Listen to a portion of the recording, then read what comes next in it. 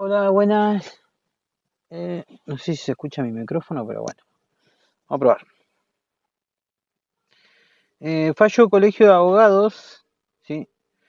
Miró la carátula, eh, dice Colegio de Abogados de la Ciudad de Buenos Aires y otro, sobre Ley 26.080 y Decreto 816 del 99 y otros.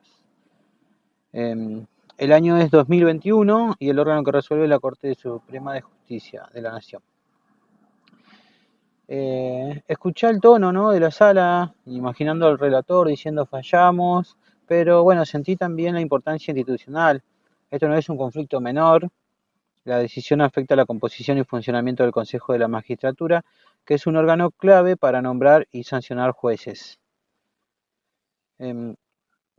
Fíjate que Argentina en el 2021 estaba gobernada por la coalición de gobierno encabezada por el presidente Alberto Fernández, y las tensiones sobre la independencia judicial, la reforma del Consejo y la representación política en los tribunales eran un debate que estaba vigente.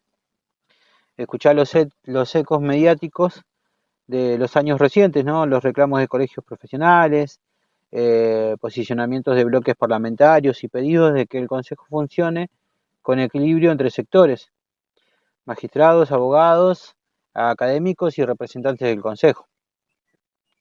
El Colegio de Abogados de la Ciudad publicó mensajes exigiendo cumplimiento del fallo y protección del equilibrio institucional. Eh, Teniendo en cuenta esto, podés sentir que esto no es solo una técnica legal, es el cruce entre eh, el equilibrio institucional, cómo se integra el órgano que vigila a los jueces, ¿no?, y la política del día a día. La fecha importa porque la Corte actúa en un momento donde la legitimidad del sistema de selección y control judicial es un tema sensible.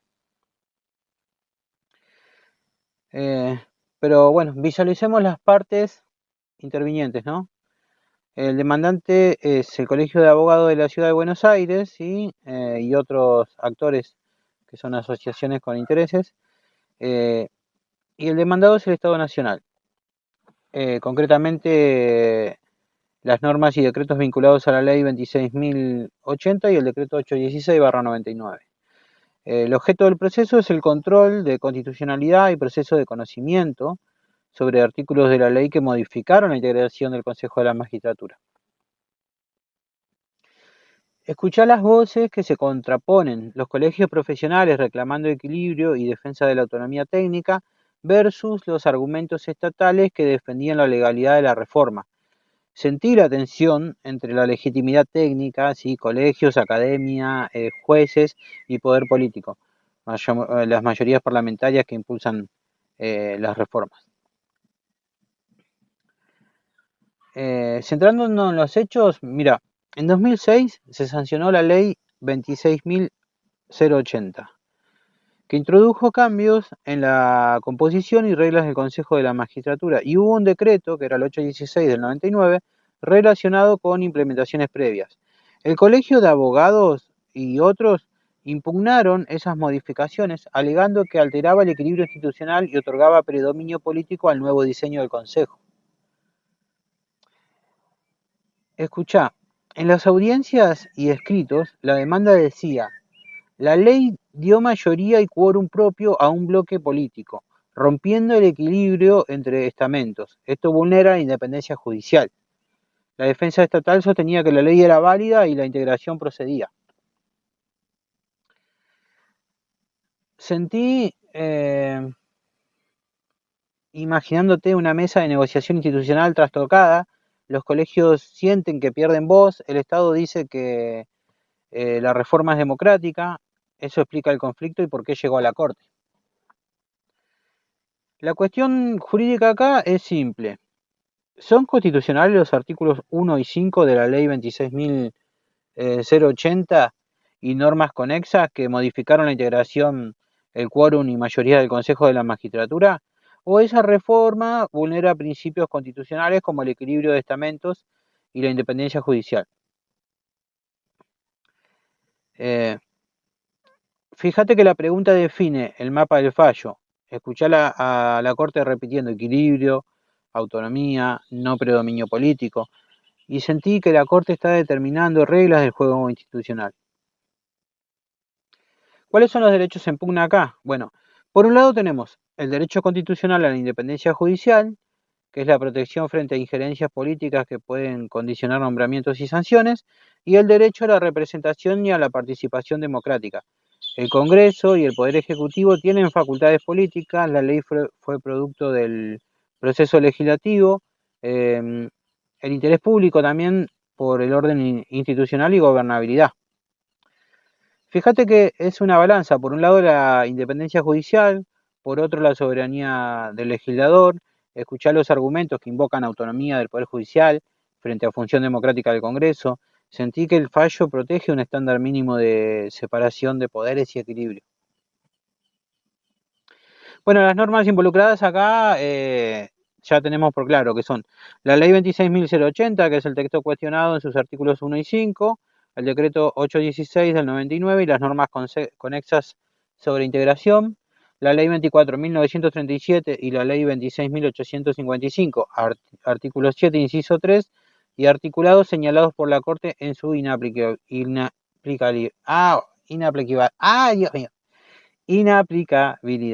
¿Sí? Perdón. Y la Constitución Nacional, ¿no? Porque ahí nos habla de los principios de independencia judicial, la separación de poderes y garantías institucionales. Ahora, mira la copia literal de los artículos en la nota que te hayas hecho y léelos en voz alta. Escuchá la diferencia entre el texto legal y la interpretación constitucional. Sentir la densidad técnica y una palabra en la ley puede alterar el equilibrio institucional, ¿sí? Bueno, ¿cuál es la sentencia? La decisión central es que la Corte declaró inconstitucional los artículos 1 y 5 de la Ley 26.080 y la inaplicabilidad de determinadas reglas vinculadas. Por ejemplo, el artículo 7, inciso 3 de la Ley 24.937 en el texto adaptado. En cuanto esas normas otorgaban un sistema de integración, quórum y mayoría que rompía el equilibrio entre los estamentos y aseguraban el predominio de un bloque político. El efecto práctico inmediato que tuvo esta sentencia es que la Corte ordenó que el Consejo de la Magistratura continúe funcionando a partir de la decisión de manera inmediata y de pleno derecho, según las reglas previas aplicables, ¿sí? O sea, volvió a su estado anterior. Es decir, la integración y quórum deben ajustarse a lo que la Corte fijó mientras espera una solución legislativa duradera. El pronunciamiento incluyó instrucciones sobre quiénes deben integrar el Consejo y cómo conformarse las comisiones, remitiendo entre otras referencias a normas anteriores. Fíjate de subrayar, bueno, en el texto del fallo, declarar la inconstitucionalidad y el Consejo deberá continuar funcionando. Repetítelo en voz alta, ¿sí? Inconstitucionalidad de los artículos 1 y 5 de la Ley 26.080. Y sentí la dimensión práctica. La Corte no solo anula, sino que da pautas de funcionamiento transitorio. Holding del caso. Las disposiciones de la Ley 26.080 que modificaron la integración y otorgaron quórum y mayoría propios a un bloque político son inconstitucionales porque vulneran el equilibrio de estamentos y la independencia judicial. Mientras tanto, el Consejo deberá funcionar conforme a las reglas previas establecidas por la Corte hasta que el Congreso regule debidamente. En cuanto al obiter dictum, la Corte exhortó al Congreso a dictar una nueva ley que reglamente la integración y funcionamiento del Consejo con apego al equilibrio institucional. Señaló la imposibilidad de que una mayoría política imponga un sistema que elimine contrapesos esenciales y también habló de la necesidad de que los nuevos representantes asuman con juramento y que las comisiones se forman según criterios legales previos. Esas observaciones son guías políticas jurídicas para el futuro. Si te sirve ver, detectar las frases que suenan a sugerencia legislativa, escuchar donde dice exhorto al Congreso en voz baja, ¿sí? Sentí que la Corte no quiere usurpar funciones del Congreso, sino marcar límites constitucionales. En cuanto a los precedentes, bueno, la Corte sustenta su razonamiento en principios precedentes sobre el equilibrio institucional y la necesidad de preservar la independencia judicial frente a mayorías que puedan condicionar nombramientos y sanciones. El fallo habla el lenguaje de decisiones previas donde se impone revisión para garantizar contrapesos institucionales, ¿sí?